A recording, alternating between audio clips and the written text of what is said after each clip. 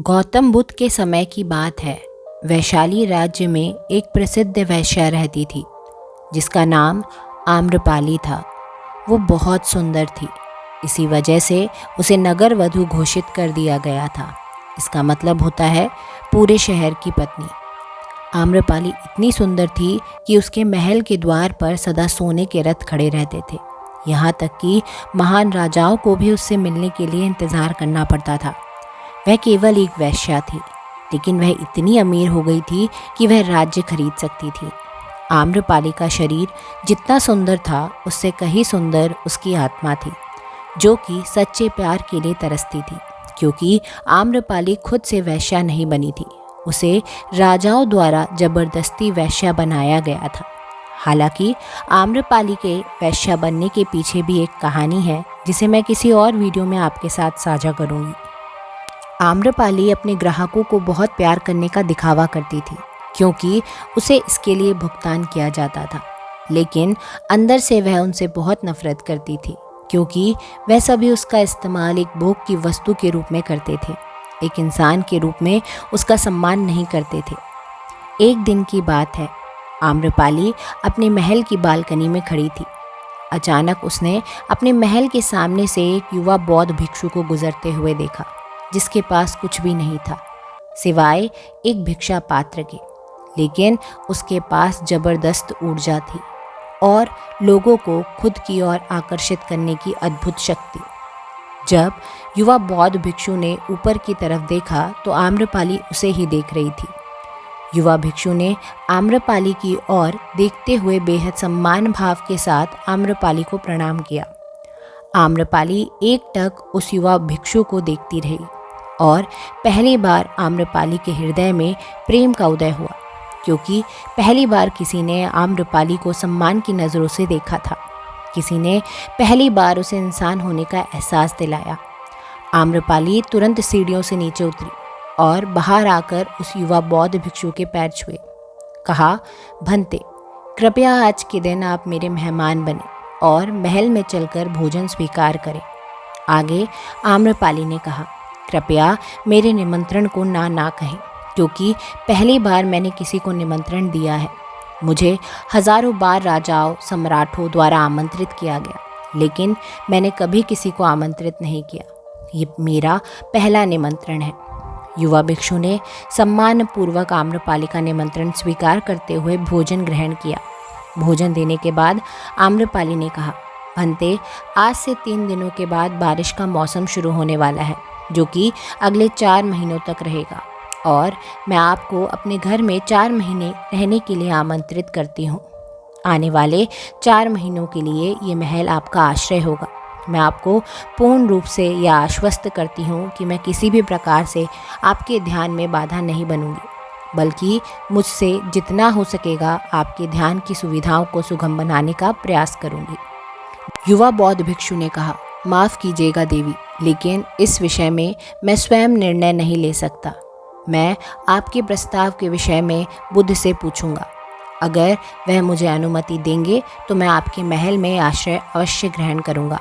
इतना कहकर वह बौद्ध भिक्षु वहां से चला गया। इससे पहले कि वह युवा भिक्षु बुद्ध के पास पहुंचता और आम्रपाली के प्रस्ताव के बारे में कुछ बताता, उससे पहले वहां पर मौजूद अन्य भिक्षु बुद्ध के पास पहुंच गए और बुद्ध से कहा, बुद्ध, आप उस युवा भिक्षु को रोकिएगा। आम्रपाली ने उसे 4 महीने रहने के लिए अपने घर बुलाया है। आम्रपाली एक वैश्या है और एक भिक्षु एक वैश्या के घर में 4 महीने रहे, ये सही नहीं है। इससे हमारे संग में गलत संदेश जाएगा। बुद्ध ने कहा, कृपया आप लोग शांत हो जाएं और उस भिक्षु के आने की प्रतीक्षा करें। थोड़ी देर बाद वह युवा भिक्षु बुद्ध के पास आया, बुद्ध के पैर छुए, उन्हें पूरी कहानी सुनाते हुए कहा, बुद्ध नगर की एक आम्रपाली नाम की महिला ने मुझे बारिश के 4 महीने अपने घर पर रहने के लिए आमंत्रित किया है। मैंने उसके निमंत्रण का अभी कोई जवाब नहीं दिया है। मैंने उससे कहा है कि अगर आप मुझे उसके घर रहने की आज्ञा देंगे, तभी मैं उसके घर पर रहने के लिए आऊँगा। अतः बुद्ध, आप जो भी कहेंगे मैं वही करूँगा। उस युवा भिक्षु ने आम्रपाली के विषय में वैश्या शब्द का प्रयोग ना करते हुए केवल महिला शब्द का प्रयोग किया। बुद्ध ने उस युवा भिक्षु की आंखों में देखा और कहा, तुम रह सकते हो। तभी अचानक एक बूढ़ा भिक्षु खड़ा हुआ और बोला कि बुद्ध, ये सही नहीं है। ये युवा भिक्षु एक सच्चाई छुपा रहा है। इसका कहना है कि आम्रपाली नाम की महिला ने अपने घर पर रहने के लिए इसे आमंत्रित किया है, लेकिन वह एक महिला नहीं है, वह एक वैश्या है। बुद्ध ने कहा, मैं जानता हूँ, और क्योंकि इसने वैश्या शब्द का प्रयोग नहीं किया है, इसका अर्थ है इसके मन में उसके लिए सम्मान का भाव है, इसलिए मैं इसको वहाँ रहने की अनुमति दे रहा हूँ। वहाँ मौजूद हजारों भिक्षुओं को विश्वास नहीं हो रहा था कि बुद्ध ने एक युवा भिक्षु को एक वैश्या के घर में रहने की अनुमति दे दी। अगले 3 दिनों के बाद वह युवा भिक्षु आम्रपाली के घर रहने के लिए चला गया। उसके जाते ही वहाँ पर उपस्थित अन्य भिक्षु उसके विषय में तरह तरह की बातें बनाने लगे। बुद्ध ने सभी को शांत करते हुए कहा, मुझे मेरे भिक्षु पर पूरा विश्वास है। मैंने उसकी आंखों में देखा है कि उसके भीतर तनिक भी भोग की इच्छा नहीं है। अगर उस भिक्षु का ध्यान गहरा है तो वह आम्रपाली के हृदय को परिवर्तित कर देगा, और अगर भिक्षु का ध्यान गहरा नहीं है तो आम्रपाली अपने शारीरिक आकर्षण से भिक्षु को परिवर्तित कर देगी। यह एक प्रश्न है ध्यान और शारीरिक आकर्षण के मध्य, जिसका उत्तर हमें 4 माह के बाद मिलेगा। बुद्ध की बात सुनकर वहाँ उपस्थित भिक्षुओं ने कहा कि बुद्ध उस युवा भिक्षु पर बहुत अधिक भरोसा करके अनावश्यक जोखिम उठा रहे हैं। वह भिक्षु अभी युवा है और आम्रपाली बहुत सुंदर। आम्रपाली बिल्कुल उस युवा भिक्षु को अपने काबू में कर लेगी। समय प्रारंभ हुआ, वर्षा ऋतु गई, 4 माह बीते और वह युवा भिक्षु वापस आया। उसने बुद्ध के पैर छुए और उस युवा भिक्षु के पीछे आम्रपाली भी आई। उस युवा भिक्षु ने आम्रपाली का बुद्ध से परिचय कराते हुए कहा, बुद्ध, यह आम्रपाली है और यह आपसे दीक्षित होना चाहती है। यह एक अनोखी महिला है। यह ना केवल सुंदर है बल्कि इसकी आत्मा उतनी ही सुंदर है जितनी आप कल्पना कर सकते हैं। आम्रपाली ने बुद्ध के पैर छुए और कहा, मैं पहली बार देखने भर से इस युवा भिक्षु से प्रेम करने लगी थी, इसलिए मैंने इस युवा भिक्षु को अपने सौंदर्य से कई बार आकर्षित करने का प्रयास किया, लेकिन मैं पूर्ण रूप से असफल रही। इसके बजाय युवा भिक्षु ने मुझे ध्यान के प्रति जागरूक किया और यह एहसास कराया कि वास्तविक जीवन भोग नहीं अपितु ध्यान है।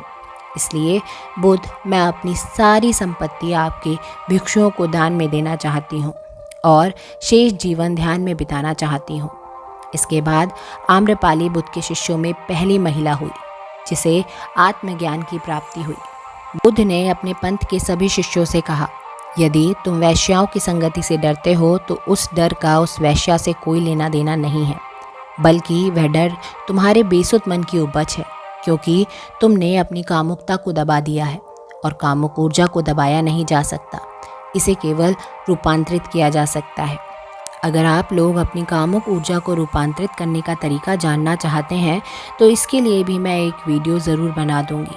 अगर आपको ये वीडियो अच्छा लगा हो तो लाइक करना ना भूलें, और आपको क्या क्या इसमें अच्छा लगा हो या क्या क्या सुधार की इसमें आवश्यकता है, कमेंट करके हमें ज़रूर बताएं। मिलते हैं ऐसी ही एक कहानी के साथ, तब तक के लिए धन्यवाद।